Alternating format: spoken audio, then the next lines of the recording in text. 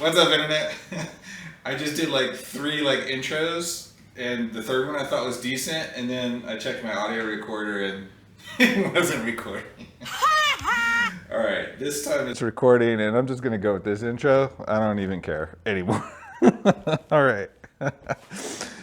Today we're gonna do chain maintenance on the Busa.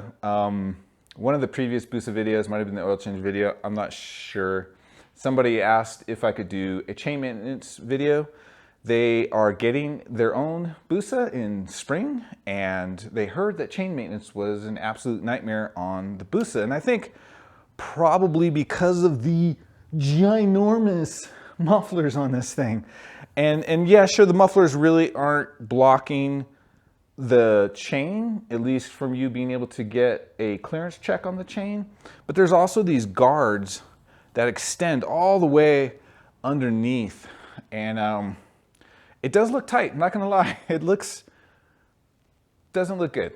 But we're gonna find out how much more of a pain in the ass it is to do chain maintenance on the Busa with the dual ginormous exhaust system versus like the ZX10 or the Gixxer over my shoulder, because they're 4-in-1. Exhaust pipe is on the left side, so you've got easy access to check your chain slack. So that's what we're gonna do today. We're gonna get into it. And if you guys have a video you'd like to see on the Busa, let me know, man. It's just as much as your channel as it is my channel. So I would hope I'm putting out content you want to see, not necessarily what I want to see, but things I want to do, like ride motorcycles. Anyway, all right, intro's over, we're done. Video is recording, audio is recording. This one should be good.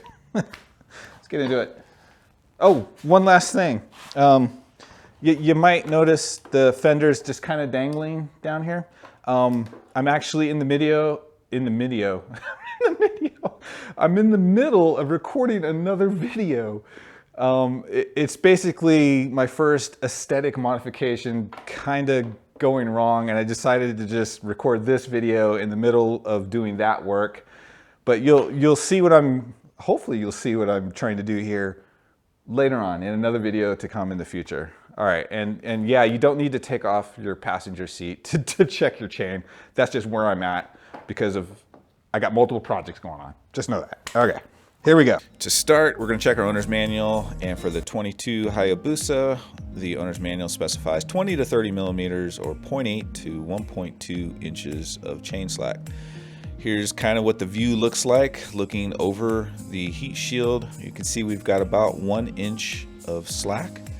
And one thing I like to do is rotate the wheel and check multiple spots on the chain, because like I said earlier, there's going to be a tight spot, and that's probably the area that you want to go by for your measurement. So if your chain needs adjustment, grab your 1/2 inch breaker bar, 36 millimeter socket I believe is what I used, and go ahead and break your axle nut loose. I think it's 10 millimeter for the chain bolt, and then a 12 millimeter for the lock nut. You want to go ahead and loosen up both sides, the lock nut on both sides, left and right, and then you want to turn probably like 1/8 of a turn increments on both sides to keep the wheel in alignment. With each 1/8 of a turn of adjustment on both sides, recheck your chain slack. Once you think you're good, check the alignment marks behind the axle block on the swing arm and make sure that the same number of alignment marks are exposed on both sides. This keeps your wheel aligned and tracking straight instead of sideways, which can also wear your chain out prematurely. So once everything's aligned, go ahead and torque your axle nut. And the owner's manual calls for 72.5 pounds or 72.5 foot-pounds of torque. After you torque it down, the owner's manual tells you to check your chain slack one more time, and if it's still good, then go ahead and use your 12 millimeter wrench and lock down the chain adjusters on both sides. It's not that hard. It's certainly not a nightmare, but it is difficult to get a nice perpendicular, like if this is your chain, okay? Ideally, you want to be able to look at it like a 90-degree perpendicular view so that you can accurately see up and down movement against your ruler. In this case, my tape measure, little tiny 3-foot tape measure. But you can't really, you kind of have to look over the heat shield and the exhaust pipe. And so you're coming out at a little bit of an angle. So it's not perfectly ideal, but you can see it. It's not bad. It's not bad. It helps to have a tape measure with a locking mechanism, so that you can just literally just put this on the ground next to the chain, and that leaves your hands free so that you can move the chain up and down, rotate the rear wheel, find the tight spot in the chain. Even new chains will have a tight spot. It doesn't take long for them to develop a tight spot, and there's nothing wrong with a tight spot. It's natural. Every chain, dirt bike, street bike I've ever had eventually develops a tight spot. It's not a big deal as long as it's not excessive. What else? The other thing that kind of made it difficult was you don't have a lot of room to turn your wrenches, especially like my breaker bar. My half-inch, not the breaker bar is long too, but my torque wrench, the half-inch torque wrench, is even longer than the breaker bar.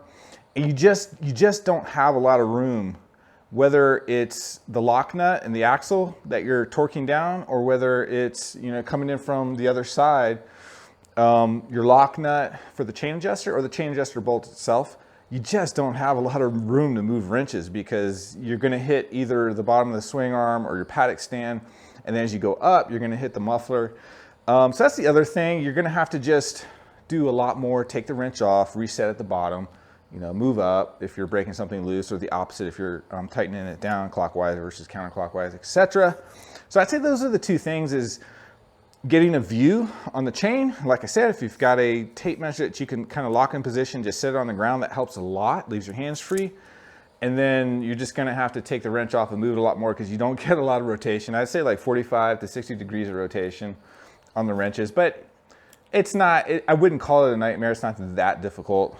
It's a little bit just more cumbersome, if you will. All right, guys, that's it. I'm glad I did that, because it needed to be done. I was around 500 to 600 miles, which is when I usually lubricate and check my chains. So perfect timing. All right, guys, keep the rubber side down. We'll see you in the next video. Might be this. You can't see it because the camera's too zoomed in on my face, but might be my attempt at my first aesthetic modification. We'll see. We'll see. All right. See you later. Bye.